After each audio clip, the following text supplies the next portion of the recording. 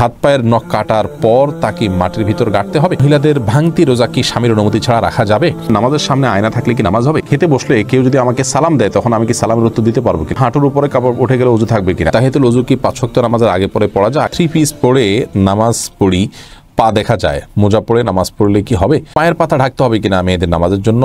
নখপালিশ লাগিয়ে নামাজ পড়লে নামাজ হবে কিনা? ছোট বালতি থেকে পানি না ঢেলে পানির মধ্যে হাত দিয়ে ওযু করা যাবে কিনা? ফ্লোরে বাচ্চারা প্রসাব করলে সেটা শুকিয়ে যাওয়ার পর সেখানে নামাজ আদায় করা যাবে কিনা? গর্ভবতী অবস্থায় যদি হাতে মেহেদি দেয় তাহলে কি বাচ্চার শরীরে দাগ পড়ে? একটু জানাবেন।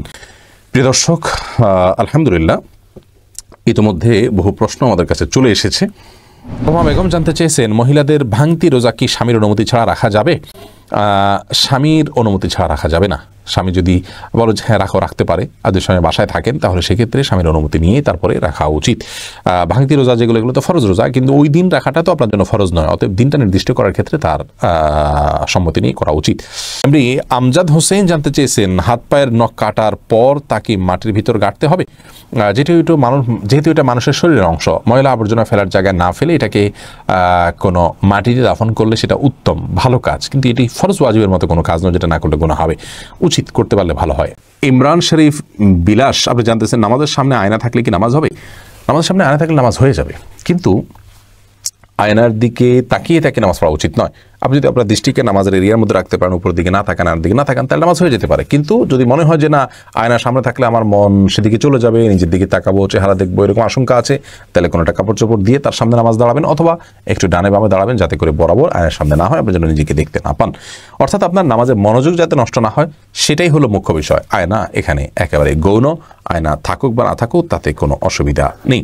এমনি মাসুদ রানা জানতে চাইছেন, খেতে বসলে কেউ যদি আমাকে সালাম দেয় তখন আমি কি সালামের উত্তর দিতে পারবো কিনা? পারবেন, কোনো অসুবিধা নেই। সাকিবুল ইসলাম অনেক এর প্রশ্ন হলো, হাঁটুর উপরে কাপড় উঠে গেলে ওযু থাকবে কিনা?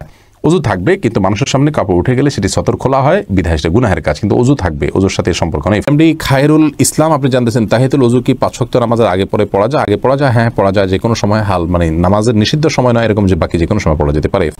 শিখা ইসলাম আপনি জানতেছেন, 3 পিস পরে নামাজ পড়ি, পা দেখা যায়, মোজা পড়ে নামাজ পড়লে কি হবে?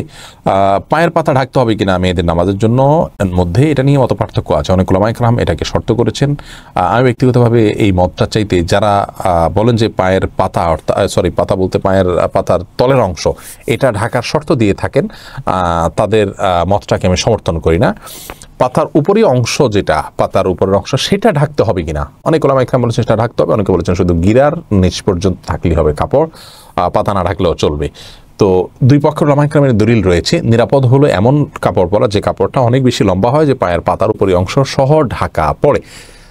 তলা ঢাকার জন্য, মোজা পরার জন্য আলাদা করে কষ্ট করা বা কসরত করা এটা আবশ্যক নয়। ইনশাআল্লাহ বিইذনিল্লাহ নামাজ হয়ে যাবে যদি কেউ মোজা না পড়েন। এমনি ইফতিখার শুভ আপনি জানতে চেয়েছেন, নখপালিশ লাগিয়ে নামাজ পড়লে নামাজ হবে কিনা? নখপালিশ লাগিয়ে যদি আপনি ওযু করেন তাহলে ওযু হবে না, আর ওযু না হলে নামাজ হবে না। অতএব বলতে পারেন নখপালিশ লাগিয়ে ওযু করে নামাজ পড়লে নামাজ হবে না।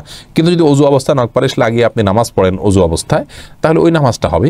পরবর্তীতে আবার যখন নামাজের সময় হবে বা ওযু ভাঙবে, তখন আপনাকে নখপালিশ রিমুভ করে তারপর ওযু করতে হবে, অন্যথায় এটি জায়েজ হবে না।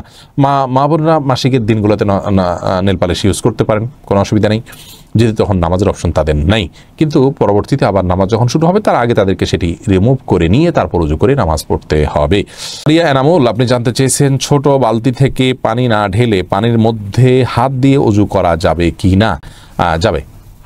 হাত দিয়ে কোষ করে উঠিয়ে আগে হাত ধোবেন 3 বার, এরপরে আবার আপনি কোট দিয়ে স্বাভাবিকভাবে ওযু করতে পারেন, কোনো অসুবিধা নেই। নবী সাল্লাল্লাহু আলাইহি ওয়াসাল্লাম এই পদ্ধতিতে ওযু করেছেন। ফাতেমা জানতে চেয়েছেন, ফ্লোরে বাচ্চারা প্রসাব করলে সেটা শুকিয়ে যাওয়ার পর সেখানে নামাজ আদায় করা যাবে কিনা? একেবারে ছোট বাচ্চা যদি হয়, দুধের বাচ্চা যদি হয়, ছেলে বাচ্চা হয়, তাহলে সেক্ষেত্রে তো অসুবিধা নেই, যদি দুর্গন্ধ না থাকে বিশেষ করে। আর যদি